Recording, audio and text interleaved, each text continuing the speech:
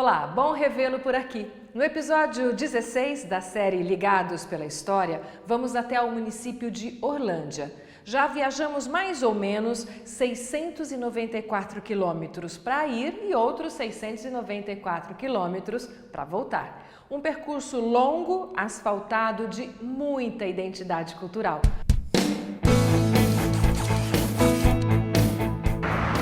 Apesar do chuvisco leve, o nosso contato em Orlândia disse que vale a pena arriscar.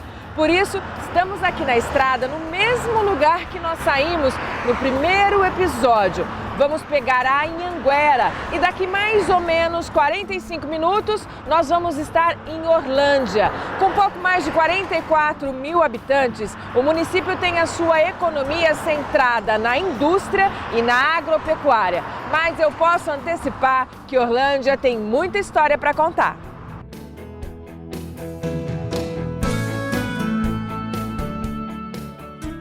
Tenho certeza que muita gente não sabe que aquele esporte, o polo, em que o atleta sobe no cavalo, usa um taco para bater na bola, quando surgiu no Brasil, começou aqui em Orlândia. Essa é só uma das curiosidades. Uma outra tem a ver com urbanismo, por causa das avenidas largas do município. Mas tudo isso a gente te mostra quando chegar lá.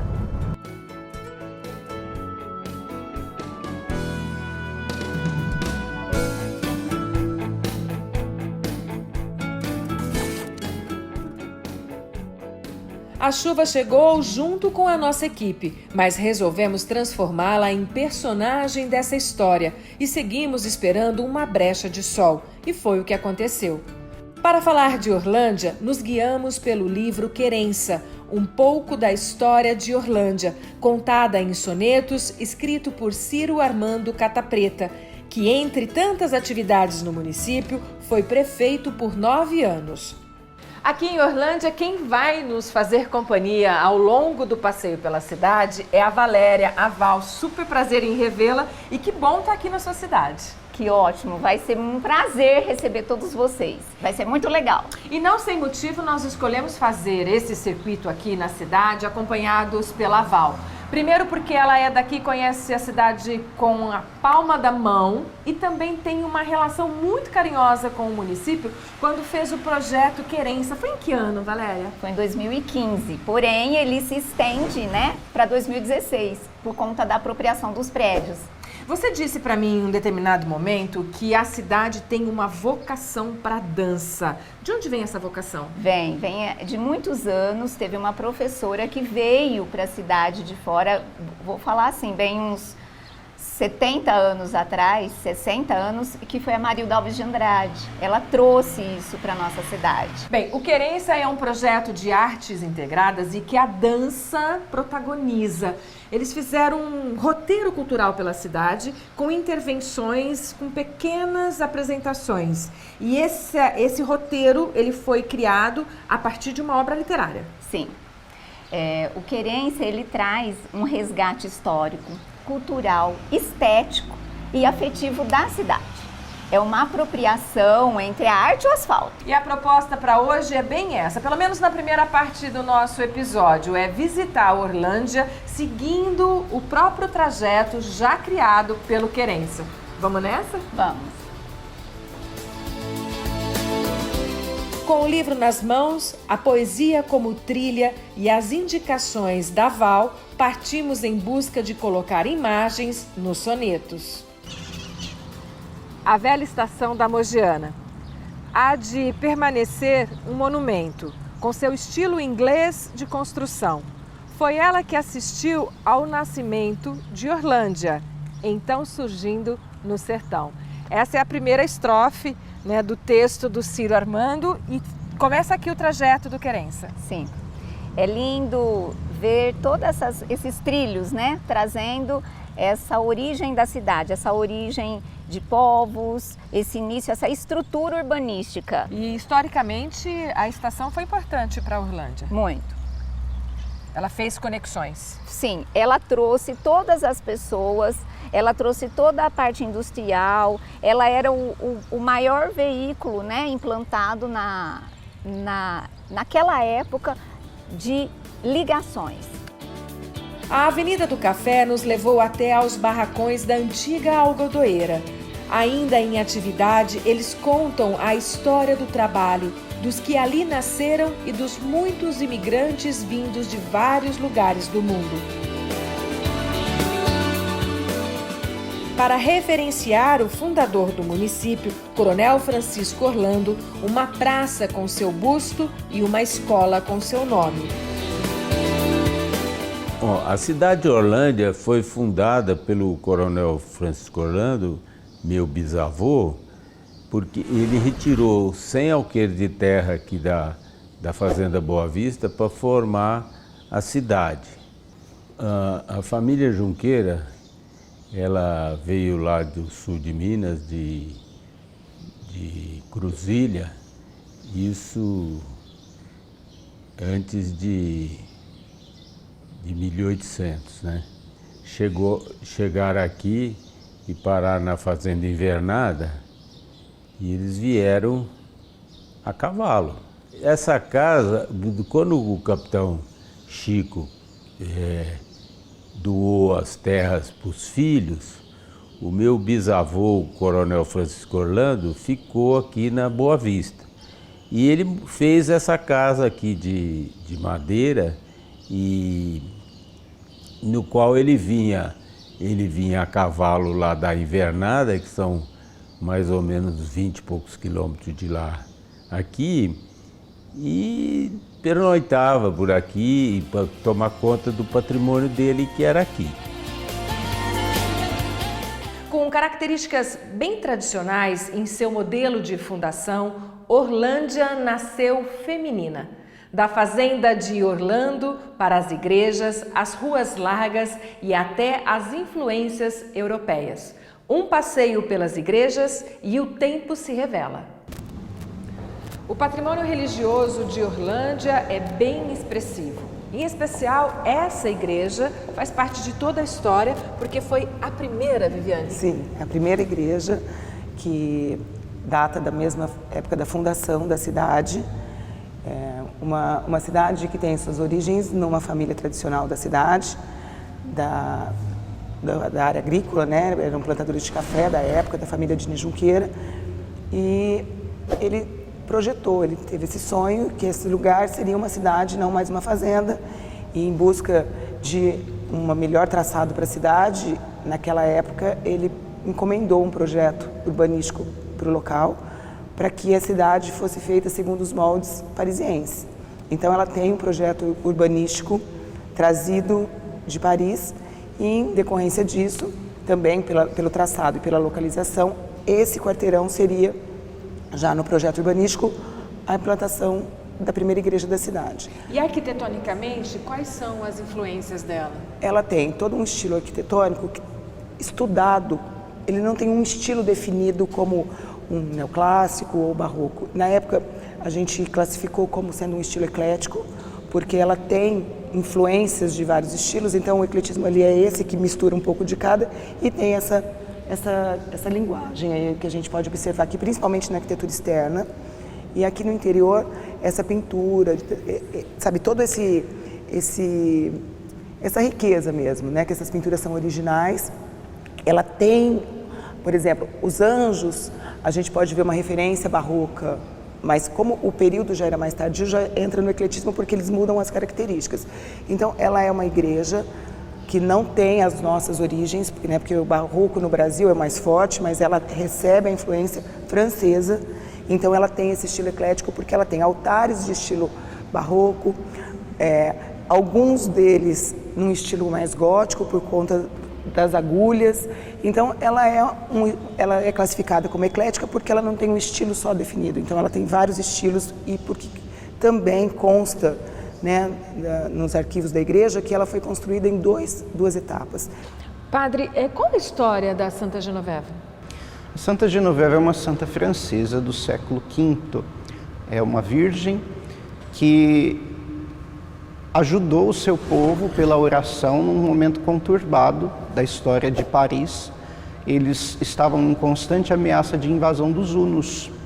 Então ela intervinha, um momento esclarecendo para o povo que não haveria invasão, porque o boato começou a causar uma comoção, né, um medo generalizado, e pela oração, pela intimidade com Deus, ela recebeu uma revelação pessoal e avisou a todos que não haveria invasão naquele momento, acalmando as pessoas, mas isso naquele momento gerou uma perseguição. Muitas pessoas trataram ela como bruxa por ter o conhecimento de algo assim, né, misteriosamente. E em seguida, quando ia realmente acontecer a invasão, ela convidou as pessoas à penitência, à oração, e aquela invasão também não aconteceu no fim das contas. Por isso ela se tornou a padroeira, depois padroeira de Paris, né, propriamente dita. E também as pessoas recorrem a ela pedindo a proteção contra a peste, que foi um problema que assolou tão fortemente a Europa, né? E é uma devoção que não é muito conhecida aqui no Brasil, mas que foi trazida por essa família do coronel, né, pela familiaridade, na verdade, em primeiro lugar, com o nome dela, mas assim, então, ela foi adotada como padroeira aqui para a cidade de Orlândia, a primeira padroeira. E apesar dessa homenagem a Santa Genoveva, o que está mais afetivo com a população do município é São José. Sim, São José, ele está presente na devoção popular pelos relatos que nós encontramos no tombo desde o início, porque coincidiu a criação da paróquia, né, e até então paróquia Santa Genoveva em 1911, foi um ano após uma solicitação dos bispos do mundo para que se solenizasse o mês de março em honra a São José, né? Por isso, em 1912, tem o primeiro relato do pároco falando do mês de março, da festividade, da alegria das pessoas celebrando São José. O bispo da época, que era Ribeirão Preto, aceitou e colocou ele como padroeira principal. Santa Genoveva continua como padroeira, mas como copadroeira.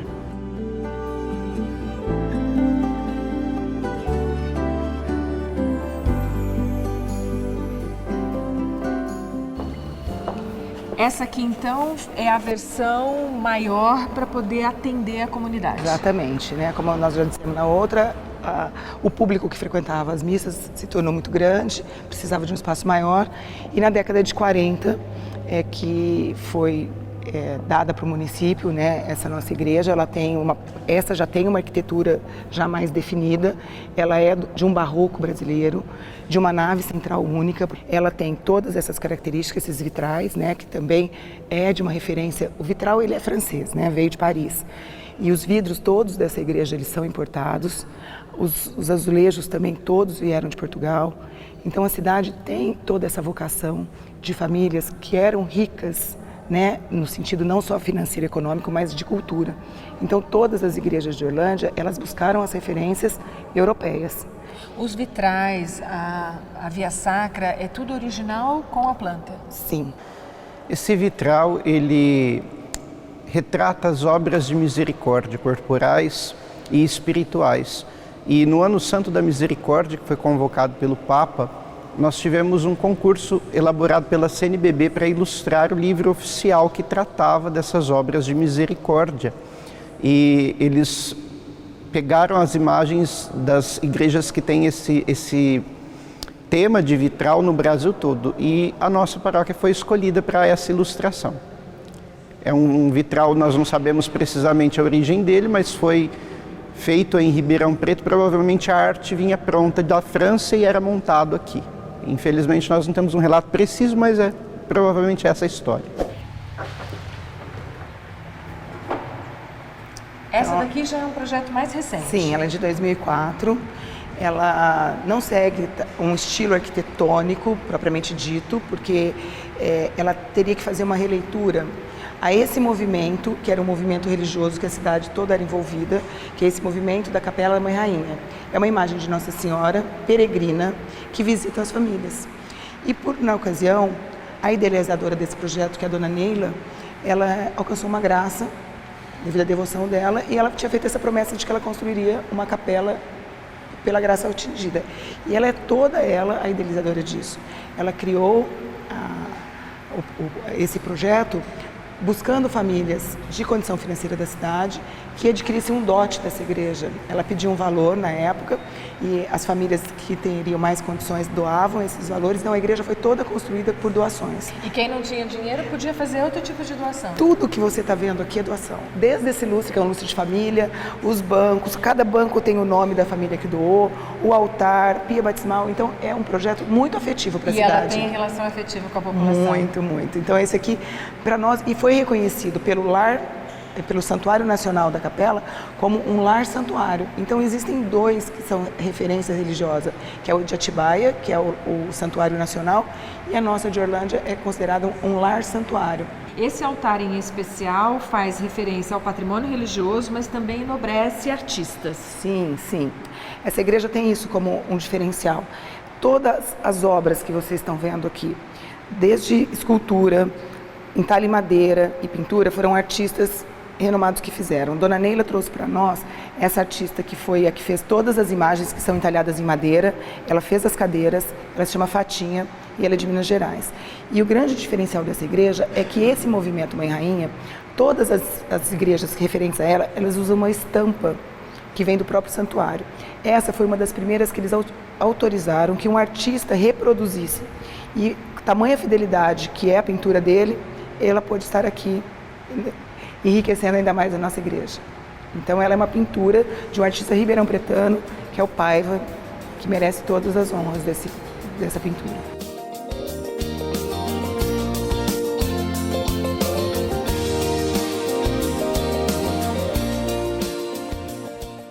De volta aos sonetos, fomos à Gruta, no parque que homenageia o ex-prefeito Cata Preta. Visto de baixo, a água forte do córrego do Agudo corre sem parar. O barulho da querda permanente sonoriza o lugar que, entre natureza e fé, recebe os visitantes na Gruta de Rocha Partida. Do alto, outra dimensão. O verde perde para o azul. As águas somem e o concreto e aço dos trilhos do trem revelam a pujança da cidade. Secretário, se eu estiver passando pela rodovia, desejo parar para conhecer Orlândia, qual é o passeio que eu devo fazer? Olha, um principal passeio que nós temos aqui é no Parque Municipal Ciro Armando Cata Preta, conhecido como Parque da Gruta. Local fantástico, local com bastante árvore, tem atrações, tem um parquinho municipal para as crianças poderem brincar. É um local onde as pessoas podem trazer a família, né? As crianças, que será bem acolhido aqui no parque. A Val estava contando para a gente que, inclusive, esse espaço tem muito a ver com a história das crianças que hoje já são adultos, porque é um lugar realmente de frequência. Sim, é um local, eu cresci aqui no bairro, nasci aqui no bairro e foi meu quintal aqui. Eu falo assim que o Parque da Gruta, na minha infância, foi meu quintal onde eu brincava com meus amigos. Esse parque, a gruta, todo o visual que a gente tem aqui, a cachoeira, a santa, tudo isso ajudou vocês a conseguirem o MIT? Sim, foi a peça fundamental para que a Orlândia conseguisse o MIT. Foi o Parque Municipal. E agora, como um município de interesse turístico, o que tem na pauta, né? Qual é a perspectiva? O que vocês vão potencializar com essa parceria? Essa parceria, o governo, ele manda recursos, né, verbas, todos os anos. É uma verba de até R$600 mil. Então, hoje nós estamos investindo aqui no parquinho, né, no local onde as crianças frequentam. Para o próximo ano, a gente pretende utilizar esse recurso na piscina, tá? Nas piscinas aqui do parque. O parque também possui piscinas, possui quadra, campo de futebol. Então nós pensamos em investir na próxima etapa na piscina aqui do parque. Nós estamos falando de Orlândia, mas esse espaço está aberto para a região. Sim, é um espaço aberto ao público em geral. Então as pessoas que moram aqui na região podem vir aqui para conhecer o Parque Municipal. dá para passar um dia bem feliz. Muito. Inclusive, visitar a Branca de Neve. Exatamente, a casinha da Branca de Neve. Que bom. No aspecto econômico, a gente tem informação sobre a potência que Orlândia é no setor industrial, no setor agropecuário. Sim. Não é uma coisa de agora, faz parte da tradição econômica do município. Essa potencialidade continua ativa. Sim, sim. Mesmo com a pandemia, as empresas, nós temos aqui metalúrgicas, empresas do setor de elétrico, essas empresas não pararam. E também há empresas aqui no município no setor do agronegócio. Então, na parte de soja, na parte do óleo de soja, também não parou, eles estão a todo vapor, contratando funcionários. Foi muito interessante, a gente tem acompanhado isso e essas empresas estão contratando.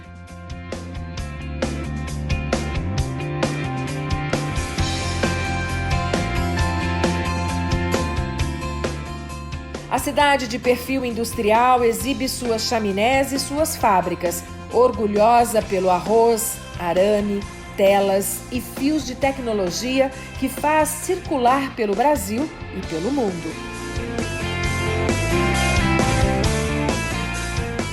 Retomamos a Alquerença pelo espelho d'água até ao ponto final. E de um espelho ao outro, mais histórias de dança.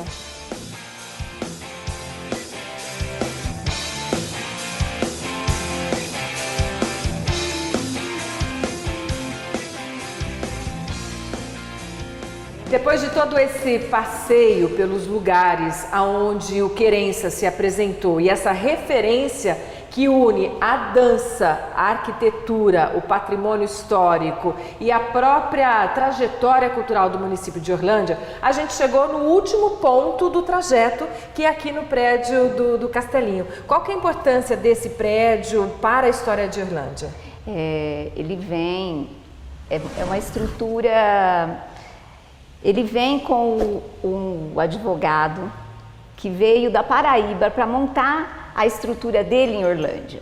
Ele traz toda uma infraestrutura, é um advogado, Dr. Alfredo Vasconcelos, e ele intitula o Castelinho como Palacete Vilino Leonor, para dar o nome à esposa, a honra. E ele vem com a estrutura de escola. Então, essa importância, essa vocação que hoje a gente traz todo um projeto artístico e cultural para esse prédio, ele nasceu com isso. Só que aí o Dr. Vasconcelos, ele foi muito bem sucedido e fechou a escola e foi ser advogado. Mas essa estrutura hoje, você percebe que ela fica centralizada, né? Ela vem falar sobre toda essa história impregnada nessas paredes, né? E Castelinho, sem dúvida nenhuma, pelo perfil arquitetônico. Sim, aí ele veio apelidado, que é essa poesia linda do Seu Ciro, né? Que está registrado nas nossas paredes.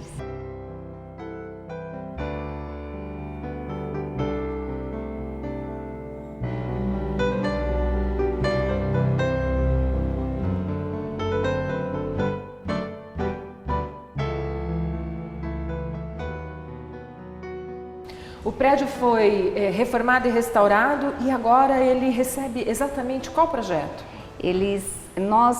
A vinda desse prédio dentro da estrutura da cidade, ele passou por muitas coisas.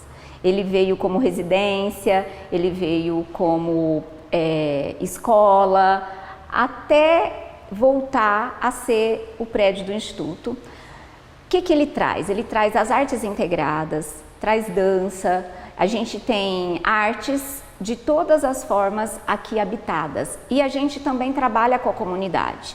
Agora, de qualquer forma, a arquitetura do prédio é um presente para a paisagem cultural de Orlândia. Sim, essa questão estética que você está vendo, ela traz toda essa raiz, ela traz tanto essa parte histórica, essa parte cultural, a estética e a afetiva, principalmente dessa criação do palacete que hoje, intitulado Castelinho, virou a nossa raiz. Hoje, artes em geral, uma escola, um programa de formação artístico-educacional para o município e para a região.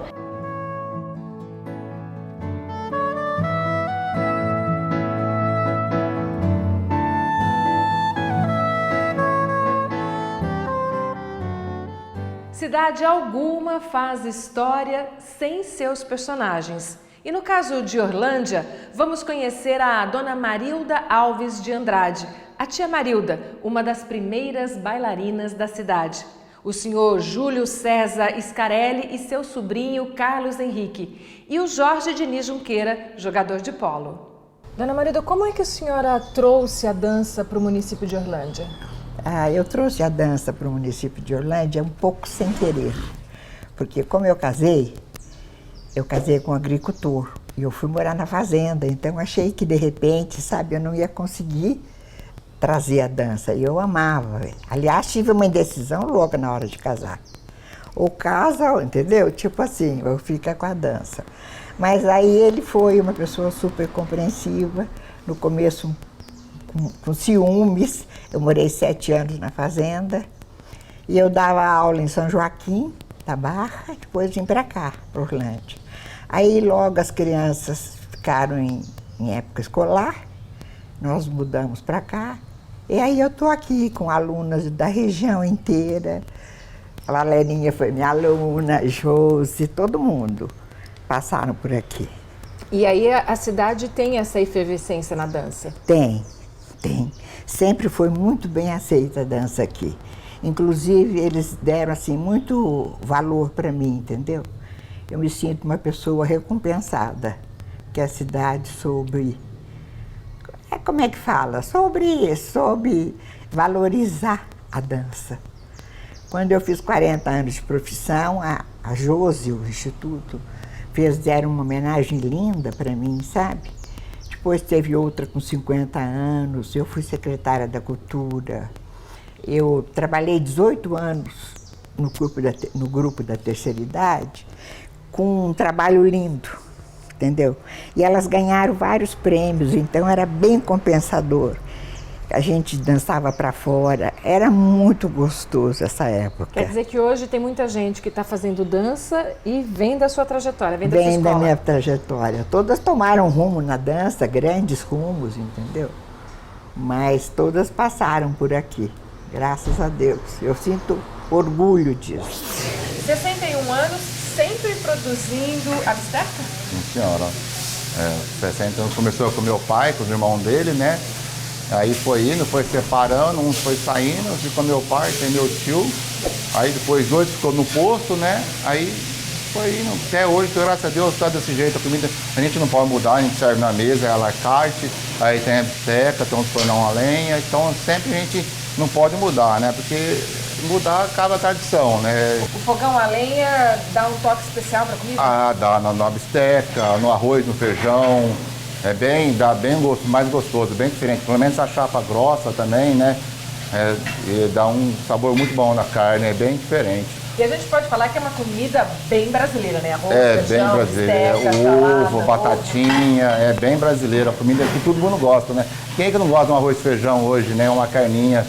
É muito bom, comida muito caseira, muito gostosa. Inclusive quando vem gente de fora fazer negócio na cidade, inclusive de outros países, eles querem mesmo vem aqui, a gente já pegou o nome, graças a Deus. Então o povo, dessa semana já teve um americano que veio aqui comer também. Então vem muita gente do Brasil e também do exterior, também vem comer aqui. Tem segredo na sua comida? Tem alguma coisa que é tradicional? Não, eu acho que o segredo mesmo é a comida na lenha, né? Eu acho que é o segredo isso aí. E um tempero, né? Eu acho que também é um pouco segredo. Mas o mais segredo eu acho que é a lenha, né? O fogão a lenha. Eu acho que o mais segredo é isso aí. Esse é o segredo? Eu acho que é isso aí que é o segredo da bisteca, da comida caseira, né? Dá um gosto de fazenda, né? Comida antiga, né? Seu Júlio, quando é que a Anhanguera veio para cá e dividiu a cidade em duas? Então, em 1958, a Anhanguera passou a primeira pista e cortou um pedaço do sítio que a gente tinha aqui. Depois veio a segunda pista em 78. Aí a gente colocou um restaurante, era onde é marginal. E o restaurante até tinha bastante movimento, porque não tinha pouca restaurante na cidade. Meus irmãos resolveram fazer e fizemos um restaurante e montamos um posto de gasolina também. E a gente vivia desse comércio aqui, até hoje, de 1960 até hoje. Então, no primeiro momento, inclusive, o movimento da Anhanguera vocês absorviam? Absorvia o movimento da Anhanguera, porque tinha um trevo aqui, a pista passava em nível. Depois que surgiu a segunda pista, a segunda pista veio do lado de cá e precisou desmanchar o restaurante que era muito perto da pista. E terminou o trevo e fizeram um buraco aí na Anhanguera, então o restaurante passou para...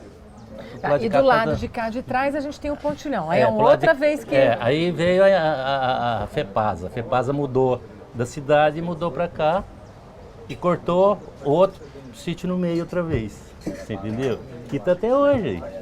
E aqui ainda passa trem? Passa trem da Vale, né? A Vale, que hoje é a Vale, passa só trem de carga. Todo dia, alguns dias na semana? Todo dia, noite, o dia inteiro passa trem, o dia inteiro. Jorge, como é que começou a história do polo no município de Orlândia? O polo começou bem na em 1928, 29 mais ou menos, com a família Junqueira, que são os nossos bisavôs por aí, que vieram os ingleses aqui montar a ferrovia aqui na região e trouxeram o polo para Orlândia. E aí começou com os cavalos manga larga, foi a fundação do campo aqui dentro da cidade de Orlândia, acho que foi em 1928, e de lá para cá vem passando de geração em geração. E você foi nessa geração, você foi caminhando, a hora que você viu, você já estava lá dentro. Devo ser a terceira ou a quarta geração já da família dos polistas Junqueira aqui de Orlândia. Em termos de Brasil, nós somos bem representados nesse esporte? Nós estamos. O Brasil já disputou vários mundiais, no qual ele é tricampeão mundial, tem 3 campeonatos e, se eu não estou enganado, 1 vice. Então, nós estamos bem representados aí na categoria. Existe uma categoria que nivela o mundo inteiro, porque não são todos os países que têm um handicap, que a gente fala handicap mais alto, um nível mais alto de polo. Então, o Mundial é feito para um nível para disputar o mundo inteiro e não alguns países só. E a sua trajetória, né? A sua trajetória de campeonatos, de vitórias, conta um pouco para a gente.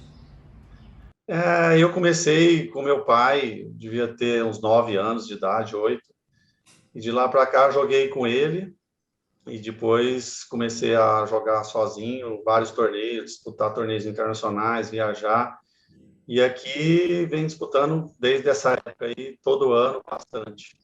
E graças a Deus ganhei bastante, perdi também, mas ganhei mais do que perdi, eu imagino, mas foi muito bom, muito bom. Ainda está sendo, né? Ainda estou jogando. Você ainda joga e os troféus contam essas histórias, né, de vitórias? Os troféus contam essas histórias, a maioria tudo guardado aqui ainda, que não quebrou, mas tem bastante história para contar. E o protagonismo do cavalo nesse esporte? Como é que é a relação do cavaleiro com o cavalo?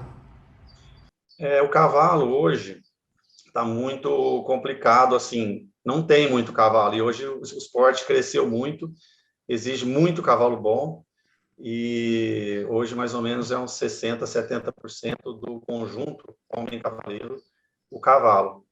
Então, precisa ter um cavalo muito bom para poder conseguir competir bem e ganhar. Bem, Orlândia continua protagonizando nesse esporte? Orlândia continua ainda, a gente disputa os torneios, as equipes aqui de Orlândia, aqui em Orlândia, no interior, e bastante torneio em Indaiatuba, perto de Campinas, que é um centro grande de polo também. E Orlândia é muito forte no Brasil ainda, tem muitos jogadores bons, talvez até a maioria são de Orlândia, e é bastante forte no polo. E outras gerações da própria família vão garantir a continuidade nessa modalidade esportiva? Eu acredito que sim, tem bastante criança entrando, jovens, então, dos filhos aí nossos agora, dos primos, vem entrando, e acho que vai dar sequência aí num bom polo aqui para Orlândia. Jorge, algum momento marcante nessa trajetória?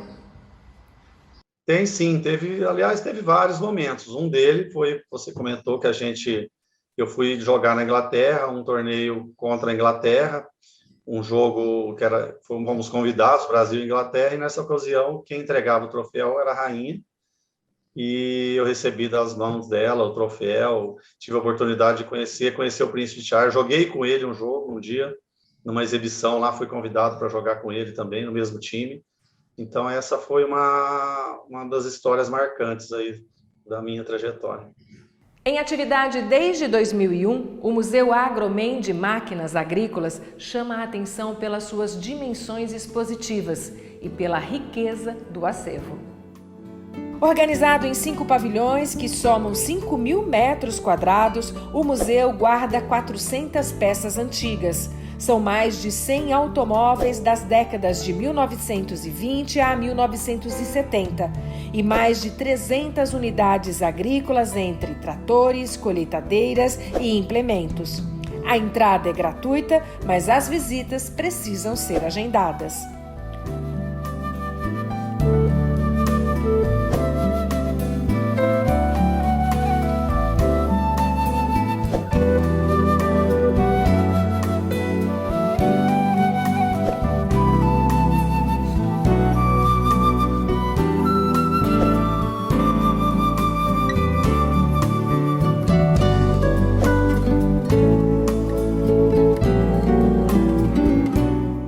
O Ligados pela História fica por aqui e até o próximo episódio.